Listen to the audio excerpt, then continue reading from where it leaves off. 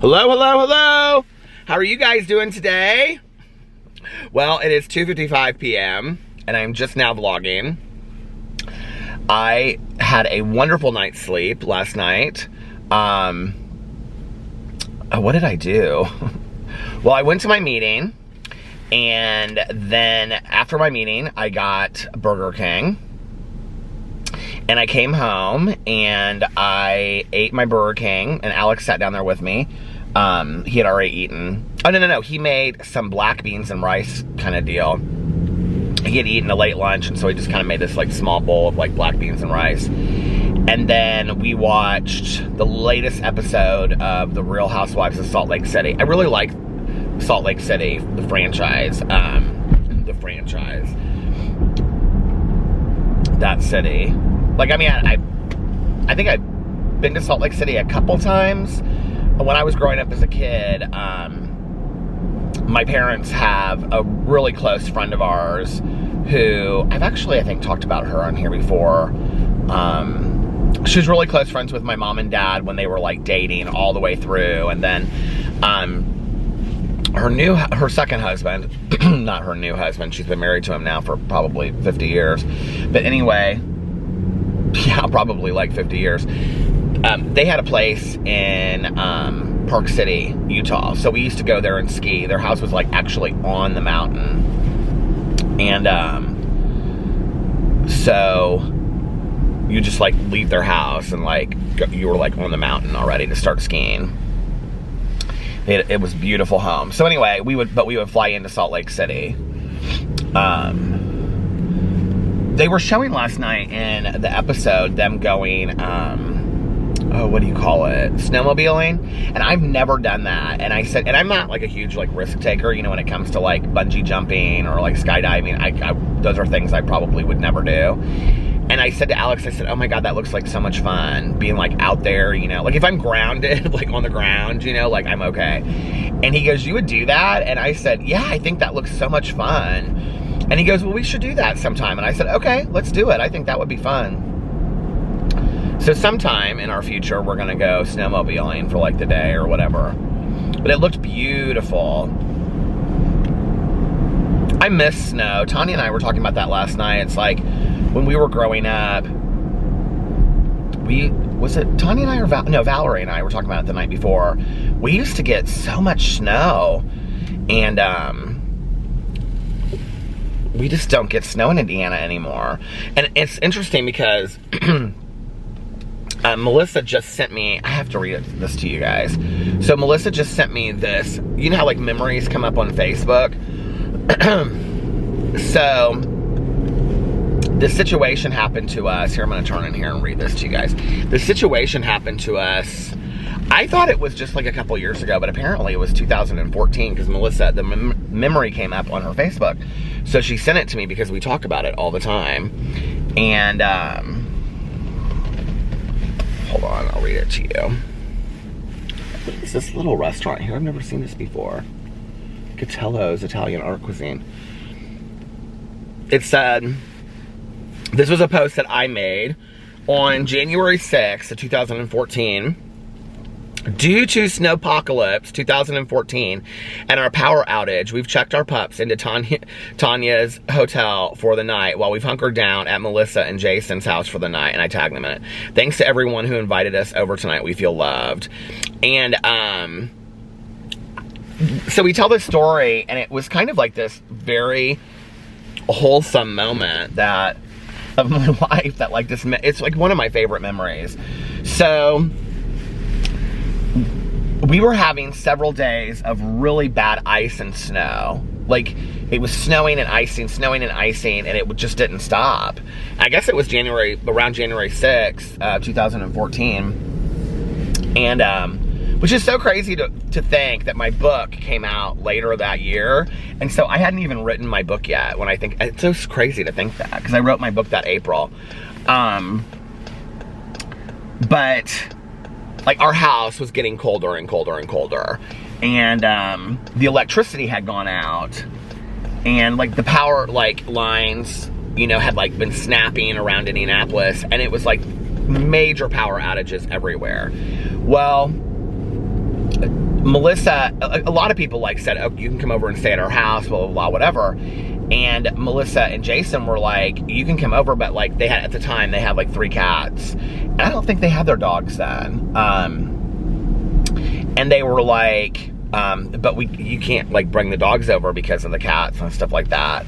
And I didn't know how long our power was going to be out. And like, we were literally like in bed with Boo and Tucker. What is that car? That's a really nice car. That SUV. What is that? I can't see what it says. But anyway, I want to see what this SUV is when she passes me by. Oh, it's a Jaguar. Very nice. So anyway, she has a personalized license plate. Do people have personalized license plates anymore? So I have to run to Costco, so I'm gonna make you guys run to Costco with me really quick, and then when I come back out, I'll continue to vlog. But Melissa was like, I'm gonna make a big pot of chili, and you know, then, you know, I've made up the guest bedroom for you guys and all this kind of stuff, and we can watch movies tonight. It'll be really fun because like nobody was working the next day. Like all the businesses were closed down. And so I was like, okay, like Alex and I had like literally, we had gone like 2 days with no electricity, and it was getting like super, super cold in the house. And we were like really concerned about the dogs, even though they were like under the blankets and stuff. And so I was like, I think the house at that point had dropped. It was like in the, like, it's still warm, but in our bedroom, but it was like 60 something, like 62 or 63, you know? And I said, we have to get these dogs out of here before it gets really, really bad, like before it starts getting super cold. And so that was at like 4 or 5 o'clock in the afternoon. I can't remember what time it was, but it was like dark out early. And I called Tanya, and because Tanya lives close to her kennel, and she was like, I'll just meet you there. And I said, okay. And so I can remember us driving over there. We were like one of the only cars out. It was like, they were saying that, you know, nobody was supposed to be out on the roads except for emergency reasons. And I can remember, because we were coming right down here, down Allisonville, and it was literally like just blowing snow across the street and icy, and I was like this, you could hardly see. And we got the dogs to the kennel, and Tanya had made them like in her office, like a little special area, and with like beds and stuff. It was real nice. And Tanya was like, you can come to our house if you want. And I was like, no, we're gonna go to Melissa and Jason's and whatever. So we went, I think Tanya had somebody else staying with her too because of the electricity. Like everybody's electricity was out. So we went to Melissa and Jason's, and we literally, you guys, had not had heat for 2 days, and it was just, you know, dark, and like we were just in bed doing nothing because like our phones weren't charged hardly and stuff like that, you know. I mean, I can't remember, when the electricity started going out, like Alex, we used to have these things for like music festivals, these like, you know, those rod things that you could charge your phone on, and Alex charged those up. So we had like a couple of those that were keeping our phones charged. But like we couldn't do anything on our phone. We couldn't like, you know, watch anything on like the iPad or anything because it would just drain the electricity out of it, and then we weren't going to have any kind of electricity, and we didn't know what was going to happen. And we didn't really want to leave unless we absolutely had to, and we thought the electricity would come on at some point. So anyway, we went over to Melissa and Jason's, and she made us chili. I can remember it was just like they had a fire going, and it was so cozy, and we sat there and we watched some scary movie. I can't remember what. And Jason went to bed, and then Alex was like so tired, and he went to bed, and Melissa and I stayed up, and she had made like chocolate chip cookies and stuff. And we stayed up, and I said, I'm just gonna sleep on the couch. And I was like, do you care? And she was like, no, not at all. So she had like brought down a fan for me to like sleep on the couch because I have to sleep with a fan and whatever. And I remember sleeping on the couch, and I was like looking out like over my head at the back window, and they have like all these big trees in their backyard, and they were just like bending and swaying with the wind. I mean, it was so bad. And this girl is looking at me over here, and she's like talking to whoever's in her car. I don't know what she's saying, but anyway, she's talking about me. But she's smiling, so she's like, he's a vlogger of the world. Cheers. That was it. And then I fell asleep, like, watching the wind. I loved it. It was like, I don't know, it just like, it felt like a little bit of an adventure. It was very cool. It's makes me so sad Long John Silver's went out of business. I didn't know that. I saw that the other day. I think while I was vlogging, actually.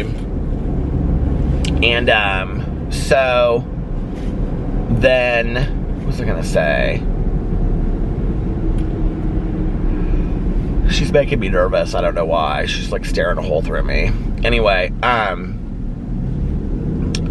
the next day our electricity finally went on. Like, it was like 2 or 3 o'clock in the afternoon, and so we went back home. And I was like, I don't want it to be over. I don't want snowpocalypse to be over. I want to stay over here another night. And Melissa was like, you can stay over here another night if you want. And Alex was like, no, let's get home. So we went home. But that was fun. That was like a really, really good memory. Isn't that so funny?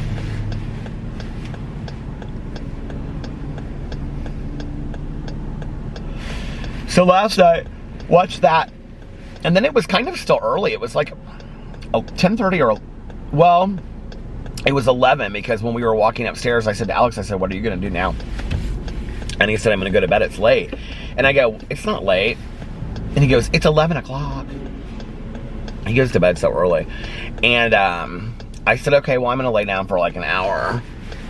And I honestly do not know what time I woke up. But I had the weirdest dreams last night. Well, more like today. And then, oh my God. So I got up this morning at like 8:30 so I could move my car when Alex left. And I was just going to stay up. But I was like, I'm just going to sleep for like another hour with the dogs. And I ended up sleeping until like 1:20 or 1:30. I slept so good. I slept like 14 hours last night. What? Why? I don't know, but it was fantastic. But I did. I had really weird dreams. And I can remember thinking, like, when I got up, like, I'm going to talk about this on my vlog, the dreams that I had, but now I don't remember what the dreams were. Has that ever happened to you? Like, they're very clear and sharp when you first wake up. That's why my mom, when I was a little kid, she bought me this dream journal, and she was like, now I want you to write all your dreams in here so then you'll remember them. And I was like, why will I remember them? Those people have all their clothes hanging outside. It's like 36 degrees outside. And she was like, well, the more you write down, the more you'll remember of your dreams. Which is true. Like, if you've ever done it before and kept like a dream journal, like when you wake up, if you start writing, you'll like keep on going back and remembering more and more and more until they're kind of gone.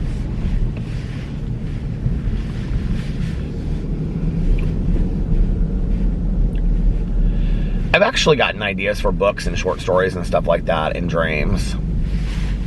Isn't that crazy? Costco's a little packed today. I don't really feel like going in here, but I have to, so. I've been trimming my beard like so often, and it's like driving me nuts. Oh, princess parking. Princess parking. I got real close today. I love it. Do you guys like Costco? Where's my Costco card? Oh, there it is. Got it. Found it. All right, you guys. Well, I will be back in just a little bit. Okay, I'm back. I hate the Costco. I mean, I love the Costco, but I hate the Costco at the same time. Where's my lip gloss? Because people are just rude in the Costco. Let's just leave it at that. I actually just put up a TikTok about it. I've decided that I'm going to start putting, where's my lip gloss? Doesn't this look so pink? It doesn't really go on that pink, but it looks really, really pink. I feel like my mother, see, I never get my beard right. I have like one hair that's real long. I feel like my mother putting on lip gloss in this mirror that hangs down. Anyway.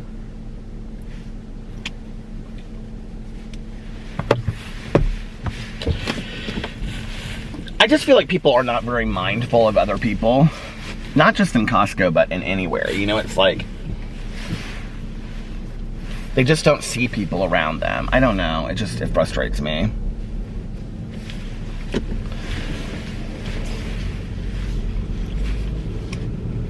But I decided, oh, that's what I was going to say, that I was going to start putting rants. Because I know some people like my rants and they think that they're funny. So if you could have just waited 2 seconds till I turned, you could have not been so frustrated about trying to get in there. This is what I'm talking about. The parking lot at Costco is even worse than inside Costco. But I decided that I'm going to start putting my rants, not all of them, I'm going to still do the rant videos on my channel, but I'm going to do like little mini rants on my TikTok. Because I don't really use my TikTok. And I think that would be fun to do over there.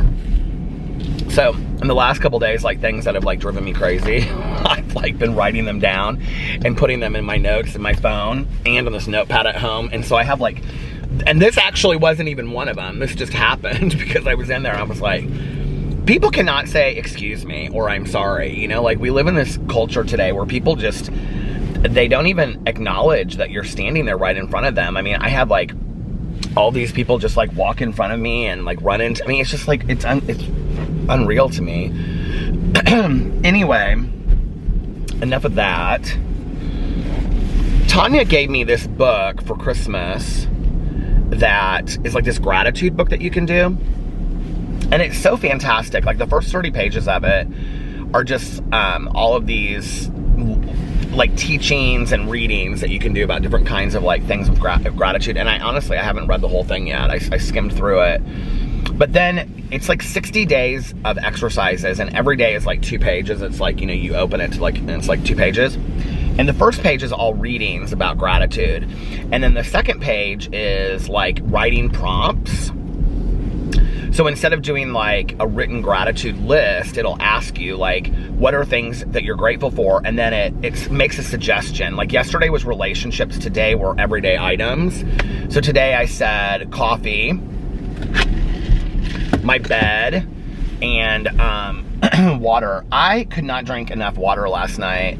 I kept on getting up. Alex said it's because he thinks I keep the heat so high in the house when our heat in our house is literally set to 69. But I woke up and I was so thirsty. And so I went downstairs and I drank like an entire glass, this huge glass of cold water. And then when he got up, he went downstairs to take the dogs out. And I said, would you please bring me a glass of water up? And so he brought me a glass of water and I just like chugged the whole thing.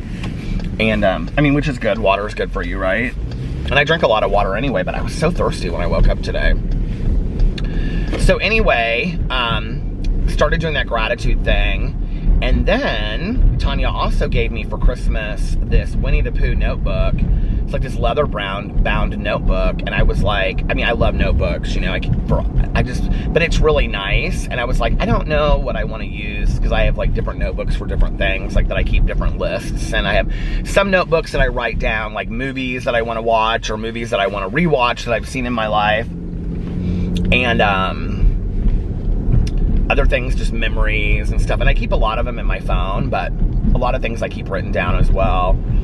And my aunt had kept these little notebooks. I think I talked about this on here before. I love those little notebooks, as you know, that have the thing at the top, you know. So David, who just texted me today because I got him that ground coffee. He was like, thank you for the coffee, it's so good. It was really sweet. But he found these notebooks that my aunt kept, and they were like movies that she wanted to see or books that she wanted to read. I think it was mostly movie stuff, movies that she wanted to watch or movies that she wanted to rewatch, and that's where I kind of got that idea from. So I thought of a perfect idea today. It's kind of a personal idea for my notebook, but I thought of an idea for the notebook today that I'm gonna, you know, that's funny, that's a movie that I've never seen all the way through, The Notebook. I've seen bits and pieces of it, but I've never watched it all the way through.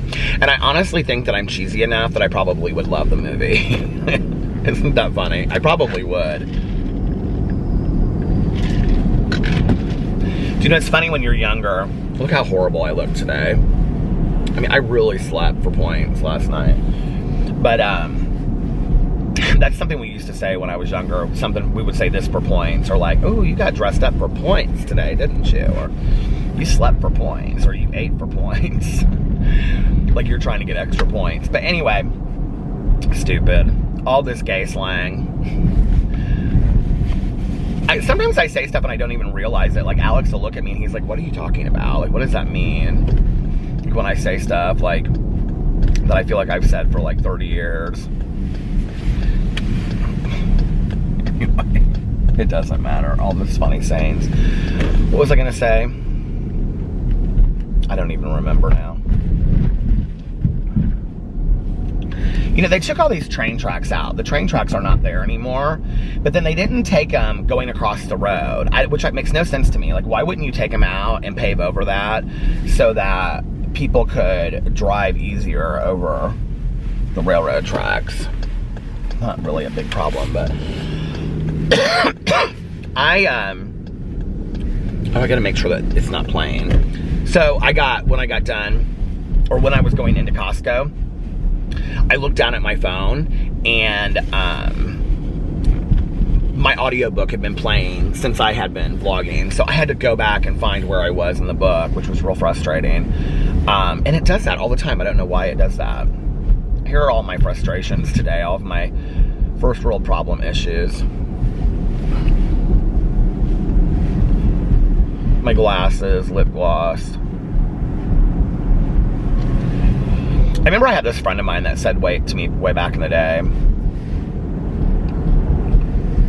like, she has such a fantastic life, honestly. Like, well, maybe from like a superficial level she does. But yeah, definitely from a superficial level. But I was trying to talk to her about gratitude or something. She's not in recovery. And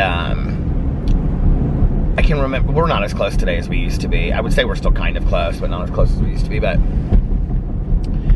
I said to her something, and she was just like full of complaints. And I said, like, do you think that you can find some gratitude? And she was like, kind of rolled her eyes, and she's like, she was like, I know that, there's horrible stuff going on in the world. This was probably 10 or 15 years ago. And she was like, and I know this and I know that. She's like, but in my life, I'm in my own personal misery. And like, I really, like, that made a lot of sense to me in the moment. And now I look back at that statement and I'm like, no. Like, I mean, I do understand the idea of being in our own misery, but like the idea of gratitude is to look at what you do have in your life, not what you don't have, and like, I would not, like, that statement today, I think,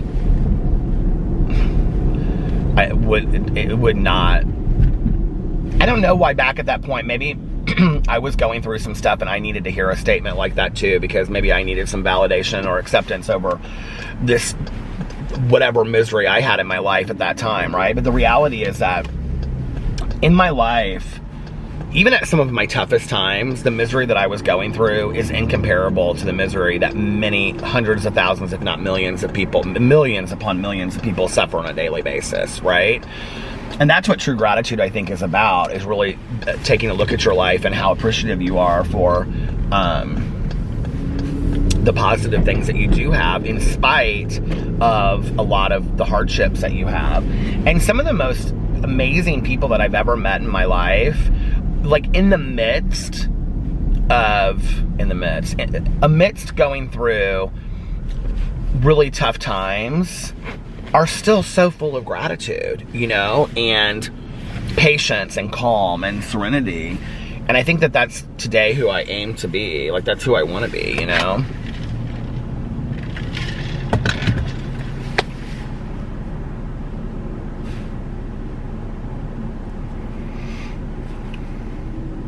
Look at that Denali pickup truck. That's beautiful. The man driving it's not half bad either. He's very, I don't know how I would explain how he looks. He's like a really big, like, dark beard, and now he's gone.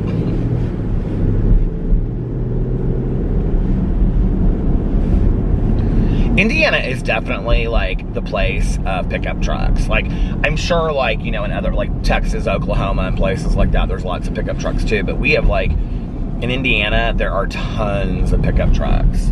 For a while, I really wanted to drive one. I think they're hot. I think pickup trucks are super hot. But I don't really, like, haul stuff anywhere. You know what I mean? Like, yeah, I do like a shopping haul, but I don't haul stuff like to move on a regular basis or anything. And there really was no point for me to have a pickup truck. And I remember I test drove, I think it was like, is it a Chevy Avalanche? Is that what they are? I think I test drove one of them. First of all, if you've never driven a pickup truck before, and you've always driven like a smaller car, like an SUV or something, like, it's massive. Like, pickup trucks are massive. Like, I didn't really realize how long they are, how big they are, until I test drove it, number one. Number two, they are so expensive. There's another pickup truck that just passed me. They're so expensive to fill up on gas that it's just kind of like unbelievable that, I don't know.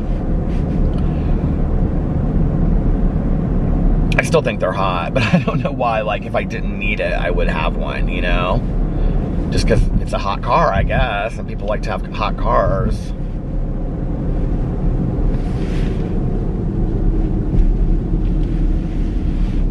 Do you ever think about, like, if you could have any car, what would that car be? Like, I don't even know anymore. When I was younger, I guess I cared a little bit more, but I don't really, like, I've never really been a car person. Like, if I never, like, had I love my car. I love this car. And this is more car than I need, honestly.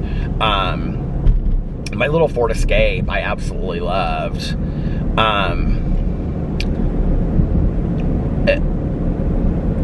Like, if I never had my dream car, you know, which I don't even know what my dream car would be. I guess maybe, like, back in the day, I really wanted a Porsche Cayenne, really, really bad. And I don't think I would get one today. I don't even think, like, if somebody gifted it to me, obviously I would take it. But I don't think, like, if I had the money to go out and buy one, I just, like, that wouldn't be what I would get. My aunt drove a Cadillac. It was like a little four-door, you know, small Cadillac. It was so nice inside. I can remember thinking that car was beautiful, but I don't know that I would want to drive a Cadillac. I can remember back in the day, I thought the Escalade was, like, so hot. Do you remember the Escalade? The Escalade pickup truck, oh my God. Do they even make those anymore? And then, I live in Indiana when people have, like, the outside areas, like the wood areas that are built where they can put their firewood. My dad in his garage, literally, like, from, like, the door to the wall in the back, like, I don't know, whatever that would be, like 30 feet, is entire, like, 5 feet to 10 feet high in the air, just filled with firewood in the winter. They burn fires literally 24 hours a day. But I also think it's because, like, their fireplace in their bedroom, they keep going all the time. They have a huge fireplace in their bedroom. They keep going all the time. And then the fireplace in the kitchen, they keep going pretty often, too. They have a really cool, like, brick fireplace in their kitchen. But what was I gonna say? You know, I would love to drive, like, I was thinking about this the other day, like, I would love to drive, like, a Porsche, like, Carrera. But they're rather unrealistic. Like, if you're ever gonna have anybody else in a car with you, like, the two bucket seats in the back are so not comfortable, even if you pull the seat up all the way. So, like, for traveling anywhere, it's just rather unrealistic. I've always kind of thought it would be really fun to drive a Range Rover, but I've never driven one, and so I don't know what they drive like. I mean, I might drive it and not like it. I think Land Rovers are really nice and really cute. But other than that, like, I don't really have, like, a dream car. I thought, you know, for the Jeep Wrangler for a long time, I actually really like the 1970 Ford Broncos. Do you guys know what I'm talking about? Those old school Ford Broncos. And there's like a Land Rover from back in the day that's, like, wood paneled and stuff that I like. But you have to go through auctions to get those, I think. I would love to have something like that, some old school kind of vintage car. I think those are I think that would be super hot. As long as I could listen to my audiobooks inside, I'd be totally fine. The thing is that any car that I'm gonna drive, like somebody was asking me this the other day. They're like, how much do you drive because of your vlog? And I'm like, oh, like unbelievable amounts. Like I got this car and it was, what, 2 years ago? It was 2 years ago, right? Or was it a year ago? I think it was 2 years ago.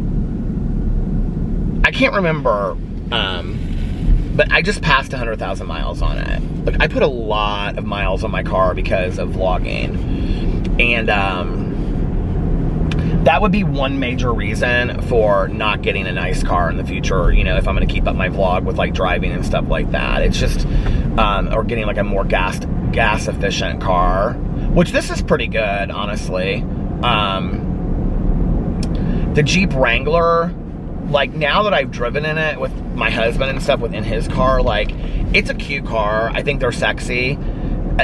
They're literally like, you can't go a mile without seeing a Jeep Wrangler in Indianapolis. They're everywhere. So I don't know, like, I like things that, I mean, it's not like Jeep Cherokees, because that's what I drive. It's not like people don't see Jeep Cherokees, you know what I mean? They're everywhere, literally.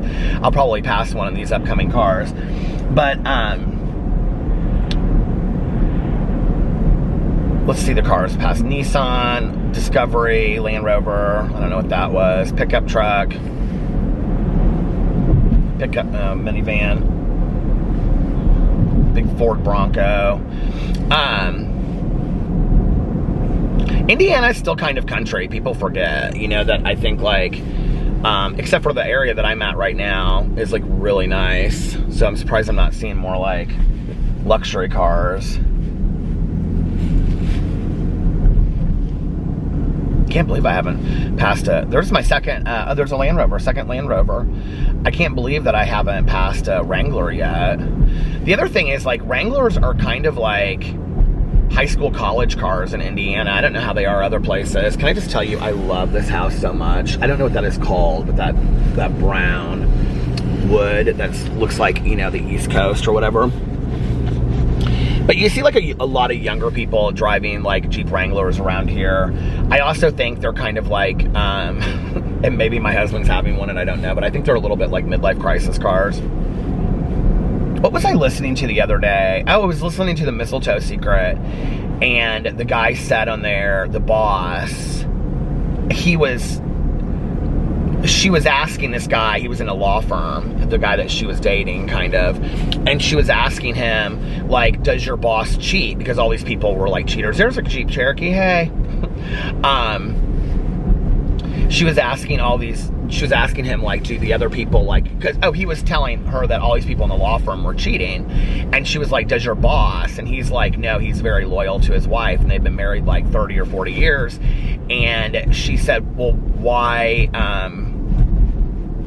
didn't he cheat? And he said something like, he's Catholic, he doesn't believe in it, and he tells all the partners in the firm, if you're having a midlife crisis, buy a sports car, don't have an affair, it's cheaper than going through a divorce, which I thought was interesting that they have that in the book. But there's a Mercedes SUV, I like those.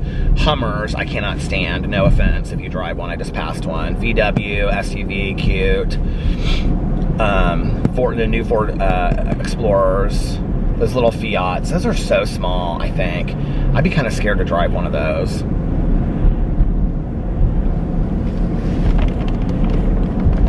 My sponsor is super into cars. She drives she has 3 really nice cars. And she does have a Porsche Carrera as one of her cars, but it's all like done up like a what do you call it, like a sports car. And but she watches all the races. I mean, she loves like the Indy 500 and all of the NASCAR stuff. I mean, she's obsessed with racing cars. And she knows everything about cars. She loves cars, which cracks me up. The lake is so pretty today. This is kind of Indiana in the winter, in January. It's just very gloomy. It kind of looks like early fall, but it's just cold.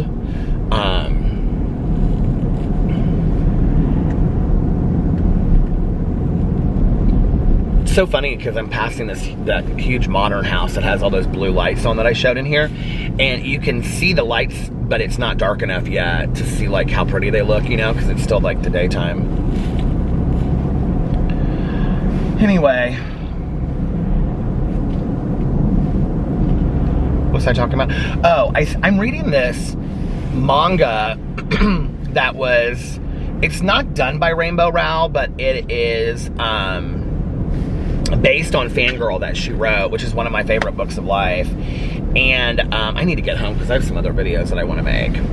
So I'm going to turn around up here at this church and then start going back the other way. But anyway, it's based on Fangirl, which was, I think, maybe her second book. Did I talk about this yesterday? I feel like I talked about this yesterday, yeah. And I'm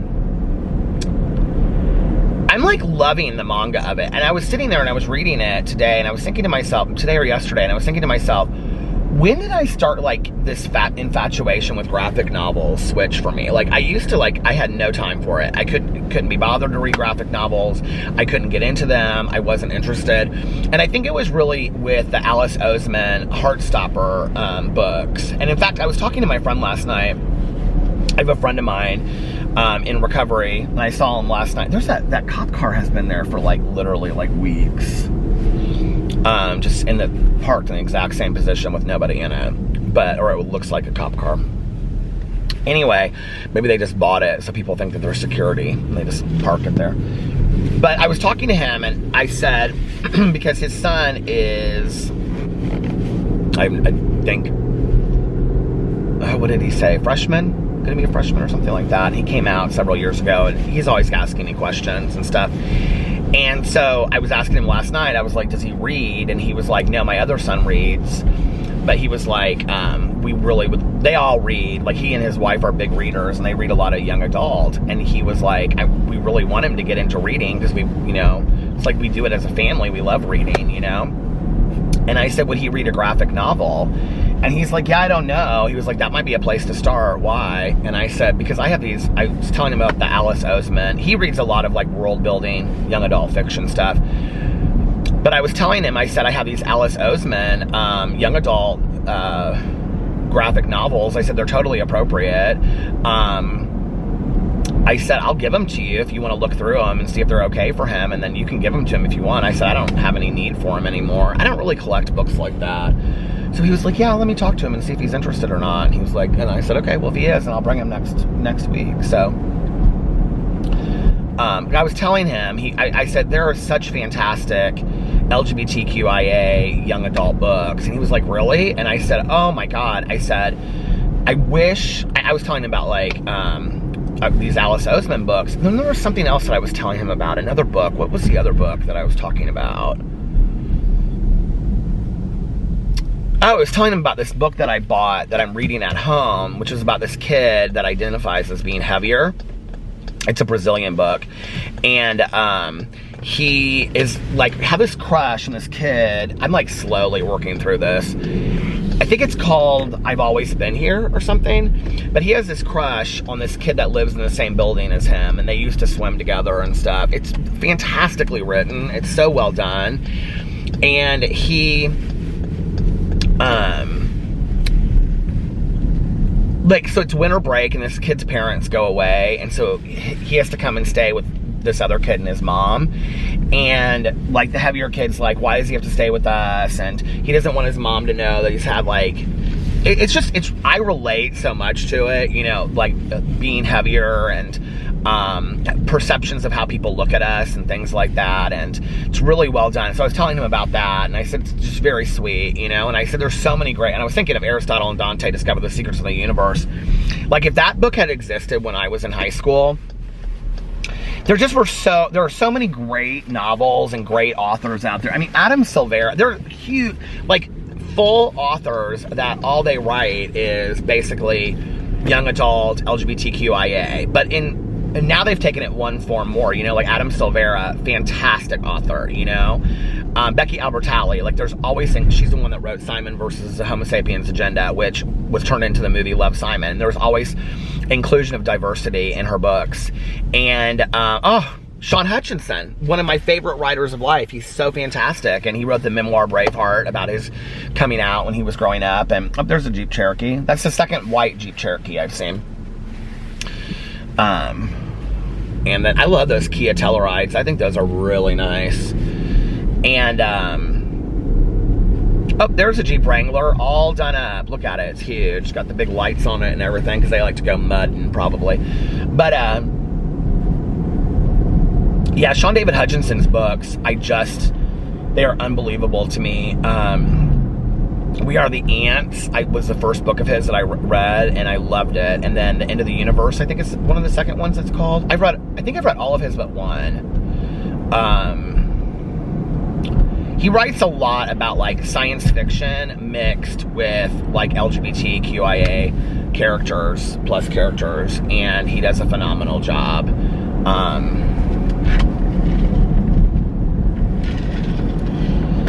But anyway, you know, I remember when I first saw, I've watched it so many times, I can never pronounce her name correctly, Chimamanda Ngozi Adichie, who wrote Americana, and she did a TED Talk about the danger of a single story.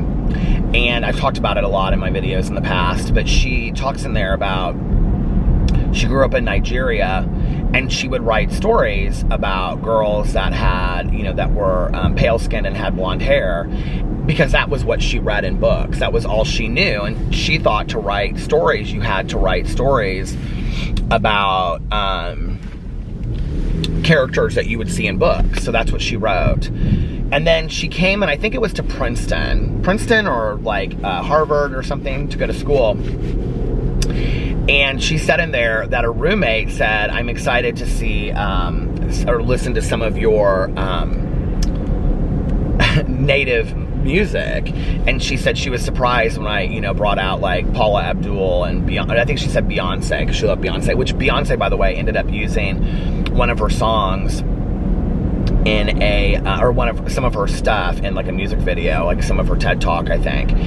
And so she said in there, then when she went to class and she was told to write about like her native hometown, like she wrote about Nigeria with like suburban neighborhoods and driveways and things like that. And her teacher was like, this is not the Africa that I know. And she's like, yes, but this is my Africa, you know? And something to that effect. You have to watch the TED Talk. It's fantastic. It's called The Danger of a Single Story, I think. And she says in there that, you know, like, in the rest of the world, we see all of these different visions of the United States, like through television and movies and songs and music videos and pop culture and YouTube videos and everything. There's like all of these different views of what United States looks like. But in the United States, we really only have like a single story of what other countries or other worlds look like, you know?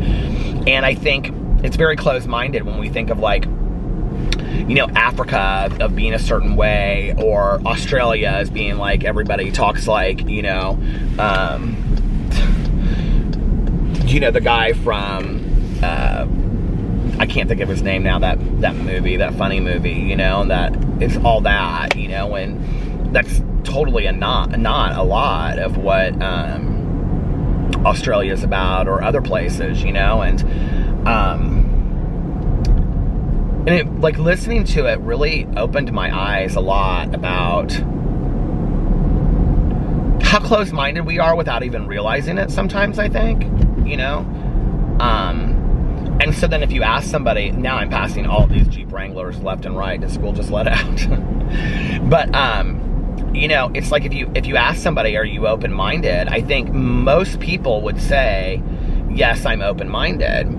But when you started asking them very specific questions, I think we think of like being it stopped. I think we think of being open-minded as being open-minded to, you know, certain ideas or belief systems, when it's like, are you open-minded to maybe seeing a different worldview than you see, walking around in somebody else's shoes on their front porch, you know, as Atticus Finch said in To Kill a Mockingbird. I remember when I was getting my master's degree, I took this class, and it was working with individuals, and I have this amazing professor. She was a really well-known individual counselor here in town, and actually like a friend of our families went to her and loved her. And I remember she asked us one day, she said, what are diverse populations that we'll work with? Well, as good social work students, like we're sitting there and we're like the elderly, the LGBTQIA plus community, all this different stuff that we were putting up there. And she's like, yes, these are all good. And then she like wrote a line in the board, and she wrote the other side. And I remember she put down, and she was like, swingers. And I remember she wrote this down, and she put KKK Klansmen. And I was like, ooh, I don't know that I could do that.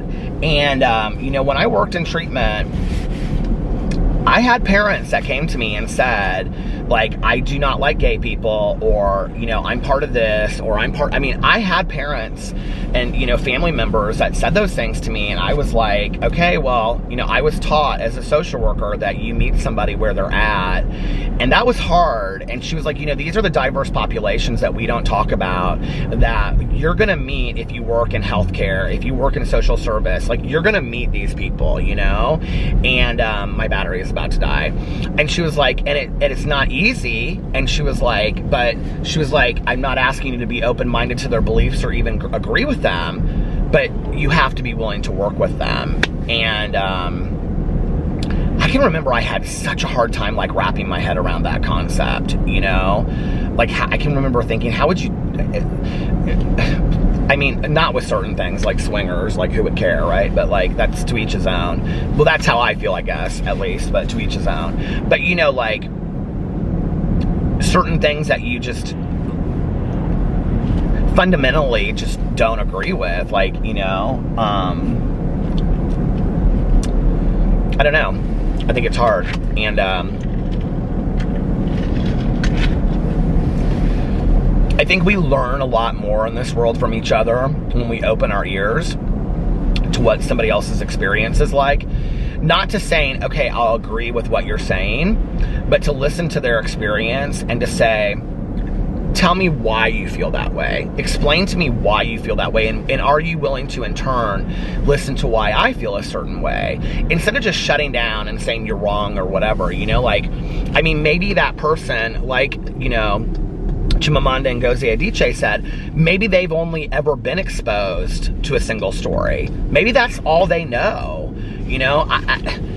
I feel very blessed that my parents raised me to many different story ideas, not stories, but worldviews, but even then, I still was very much not seeing real worldviews about things, right? Of how of certain countries that I had never even heard of before. So, and I feel like my parents were, like, I have got to turn in here and change this battery. I'm not going to vlog for a whole lot longer, but I feel like my parents were very strict about wanting me to know about those things, and opening my eyes to different worldviews and stuff. But what if that's not somebody's case, Do we not allow somebody to change and grow as a human being? And just say, no, you're wrong? What if them being open, or them hearing about somebody else's point of view, they have an aha moment and they think, I never saw it that way before, Wow. I don't know. And I think if we attack each other, we don't hear it. But if we come to each other and say, let me hear what you have to say, now will you listen to what I have to say? There's a lot of power in that. Let me change the battery. I reached in and I couldn't find the battery, and I was like, oh my God, please tell me it's in there somewhere. So anyway, that's all I have to say.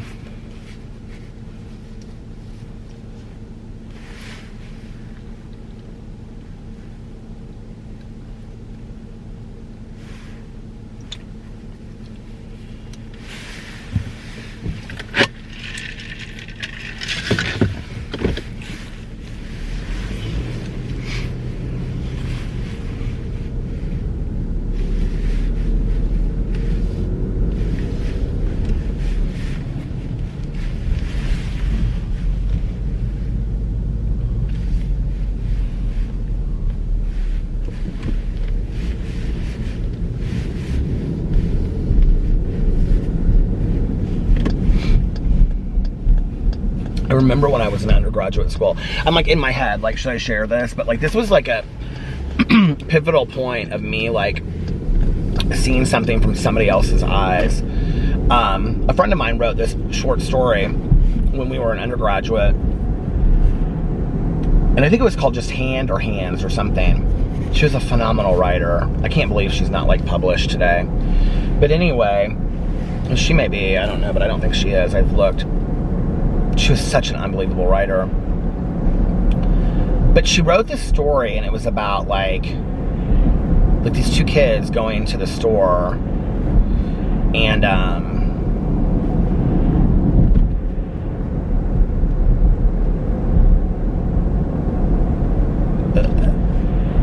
like how they were treated as a result of being black. And I can remember reading this story, like different things happened in the story, like being like followed around, and like they wouldn't touch her hands and things like that. And I can remember thinking to myself, like, we had a conversation about it in the classroom, and she shared that this had been her experience growing up. And I remember thinking to myself, like, I've never experienced that before, you know? And,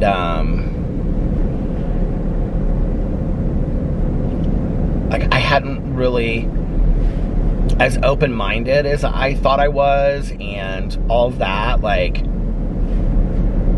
sometimes being open-minded, and I think being loving and caring and trying to be a good person, I think is also sometimes is about ignoring the reality of what other people's experiences are like. Like, I had never imagined, you know, that, like, just being, and at the time, I was probably 18, 19, being followed around a store just because of the color of your skin. Like, that had never been something that I had heard. And I equally had a same wake-up call when I read Angie Thomas's The Hate You Give, when she talks in there about Star's parents telling her, like, you know, when you get pulled over by the police, what you say, how you act, and whatever. And I thought to myself, like, I think I talked about this in vlogs at the time, you know, like, my parents never taught that to me. Like, my parents never said, you know, this is how you act. I mean, I can remember, you know, like, in situations where my parents would always say, you know, to adults, you say yes sir and no sir, or call them by their last name and be respectful, but not in a situation because of, like, out of fear of what would happen. Never had I ever had that conversation with my parents, you know? And so we can be loving, kind, understanding people, but sometimes I think that makes us ignorant to what's really going out there in the world, you know? I think we have to really start asking the appropriate questions and say, you know, like, what is your experience like? Educate me, because I don't know. And I don't think, you know, like, and I don't know that I think that that's somebody else's responsibility necessarily to educate us on that unless we ask. Like, I don't feel like that's anybody else's responsibility to educate me on that. Like, I'm the one that needs to find those answers and educate myself, you know?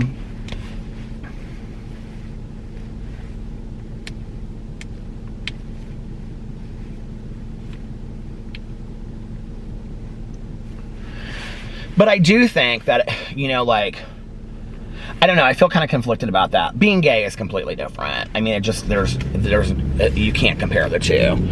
But, you know, when people say things to me that are ignorant,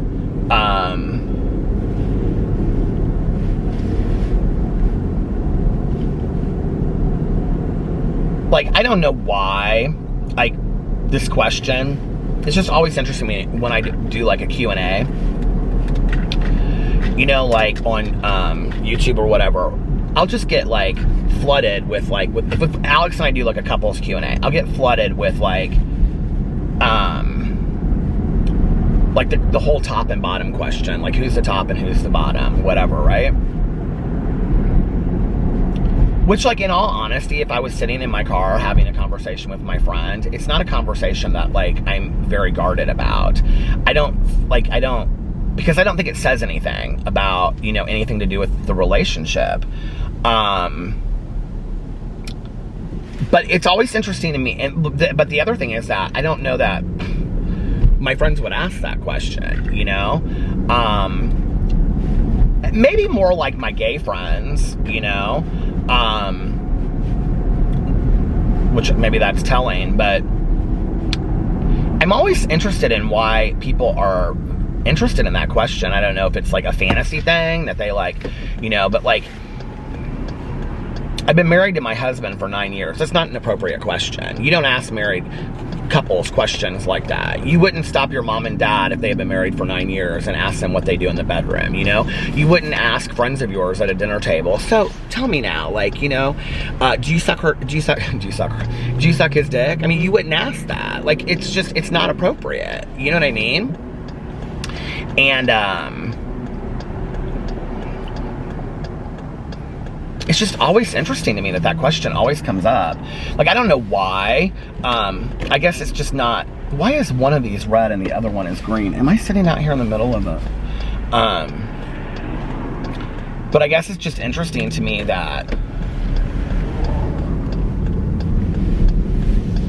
people ask that question.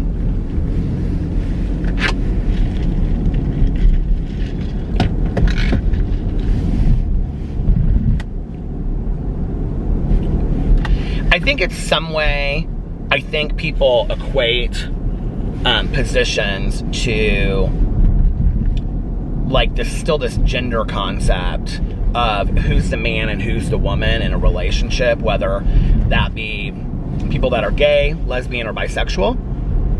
When the reality is, in any relationship that I've been in, there really isn't any man or woman, and I think that's almost kind of offensive. And you're talking more about the difference between gender than you are sexuality. You're talking about gender roles that are outdated, first of all, you know, that the idea that of what a woman is in a relationship, well, I think that's rather demeaning to a woman, you know. Hell, most of the women that I know are the breadwinners of the family and come home and make dinner and have their kids doing homework, you know? Like, that's just my truth. Most of the women that I know in my life, that's, you know... But it's always interesting to me about that.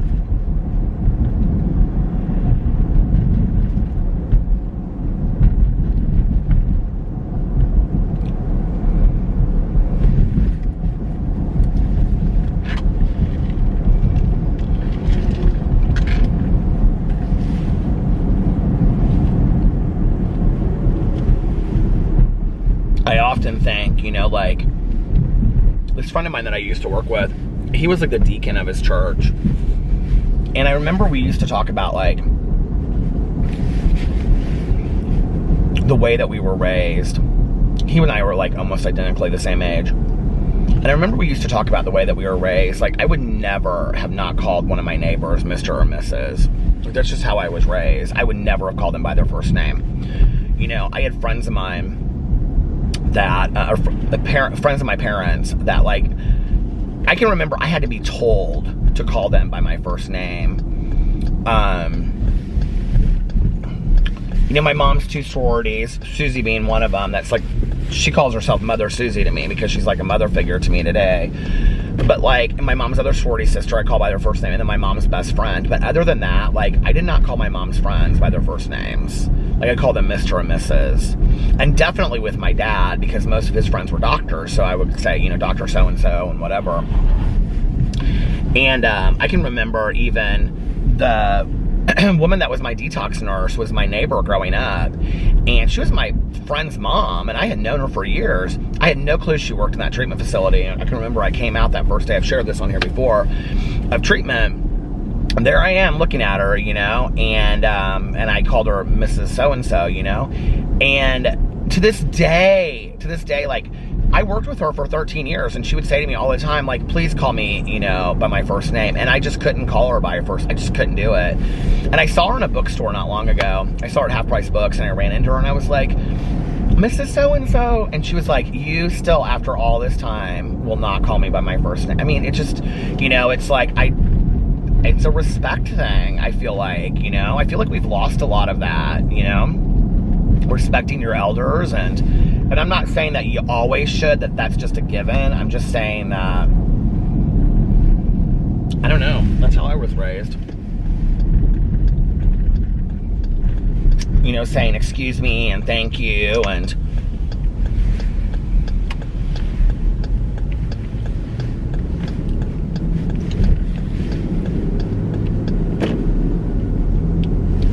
it's definitely not the same world as it used to be, you know? And I think there's a lot of positive changes that have happened that are fantastic, and I think there's a lot of things that have occurred that are not so fantastic. And I feel like, to some degree, social media, in a way, has really kind of, like especially Facebook, I feel like everybody has an opinion, and everybody thinks they're right, and it's like, you know, maybe if we stopped thinking that we were so right all the time, and we're willing to step inside of somebody else's shoes and say, tell me what your life experience is like I was talking about.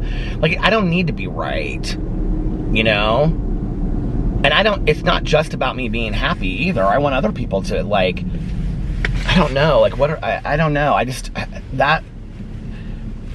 read people's Facebook statuses, and I just cringe at how, like, cruel they come across, you know, with their belief systems. And if you don't believe in what I believe in, then you're wrong, and blah, blah, blah, blah, blah, whatever.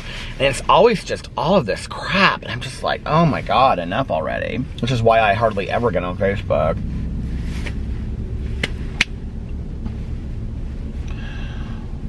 If I had to frame this whole conversation, I would have, my husband texted me. He said, hola, senor. If I had, I would have seen that my memory for today was of me and Melissa from so many years ago. But anyway, well, maybe we'll get a snowstorm tonight, and we'll get to relive that memory. So obviously we haven't had any bad snow or ice since January of 2014, because here we are all these years later, still not having to go over to Melissa's and stay the night with her and Jason and watch a scary movie and have chili and chocolate chip cookies. Anyway, all right, you guys, listen, I'm gonna get off here now, and I have gone on and on and on and on and on and on and on and on and on and on. Anyway, I love you guys so much. Leave your thoughts in the comment section below, and leave your thoughts in the comment section below. I never say that over here, do I? Anyway, she's preaching over there. Hey, she's finger pointing to the person in the fasteners. Anyway, if nobody else has told you this today, I love you, and I will see you guys tomorrow. Well, hopefully tonight. Bye. Love ya!